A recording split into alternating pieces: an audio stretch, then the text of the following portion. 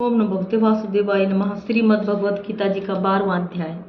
अर्जुन ने पूछा, इस प्रकार जो भक्त सदैव योग युक्त होकर आपकी उपासना करते हैं और जो व्यक्ति पर ब्रह्म को भजते हैं, इन दोनों में कौन सा श्रेष्ठ योगी है? श्री भगवान बोले, जो मेरे विषय में मन लगाकर श्रद्धा पूर्वक मुझको भजते हैं वे उत्तम योगी है, परंतु जो इंद्रियों को संयम करके सर्वत्र समदृष्टि रखने वाले सब प्राणियों के हित में लगे हुए अकथनीय, अव्यक्त, सर्वव्यापी, अचिंतनीय, निर्विकार, अचल, ध्रुव अक्षर का भजन करते हैं, वे भी मुझे प्राप्त होते हैं।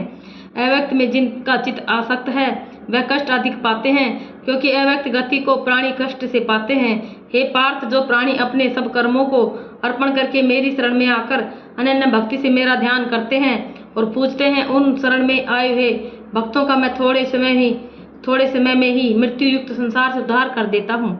मुझ में ही मन रखो, मुझ में ही बुद्धि रखो, तब तुम मुझ में निवास करोगे, इसमें कुछ संदेह नहीं। हे धनंजय, यदि तुम इस प्रकार मुझ में अपने चित्त को लगाने में समर्थ न हो तो अभ्यास योग द्वारा हमारे पाने के लिए बारंबार यत्न करो। यदि अभ्यास में न कर सको तो मेरे उद्देश्य से वर्तादि ही करो। यदि मेरे लिए तुम कर्म करोगे तो तुम्हें मुक्ति प्राप्त होगी, और यदि ऐसा भी न कर सको तो मन को रोककर अनन्य भाव से मेरी शरण में आ जाओ और फल की आशा छोड़कर कर्म करो, क्योंकि अभ्यास से ज्ञान उत्तम है, ज्ञान से ध्यान श्रेष्ठ है और ध्यान से कर्मों के फल को त्यागना श्रेष्ठ है। त्याग से शांति प्राप्त होती है। जो किसी से द्वेष नहीं करता वह सबका मित्र है, दयाधारी है, ममता और अहंकार जिसमें नहीं है, सुख दुख को जो समान जानता है, क्षमावान है, संतोषी है, स्थिर चित्त, इंद्रियों को वश में रखता है, दृढ़ निश्चयवान है, मुझ में अपना मन और बुद्धि को लगाए हुए है, ऐसा मेरा भक्त मुझको प्रिय है। जिसे न लोगों का भय है न लोगों से जो डरता है, ऐसा जो हर्ष, ईर्ष्या, दुष्टों से भय और विषाद से रहित है, वह मेरा प्रिय है। जो कुछ मिले उसी में संतुष्ट, पवित्र, निष्पक्ष, निष्पाप, दुख रहित, फल की आशा त्याग कर कर्म करने वाला, ऐसा जो मेरा भक्त है वह मुझे प्रिय है। जो लाभ से प्रसन्न हो, किसी से द्वेष ना करे, इष्ट पदार्थ के नष्ट होने से दुखी न हो, किसी वस्तु की इच्छा न करे, शुभ तथा अशुभ दोनों का त्यागी हो, वह भक्त मेरा परम प्रिय है।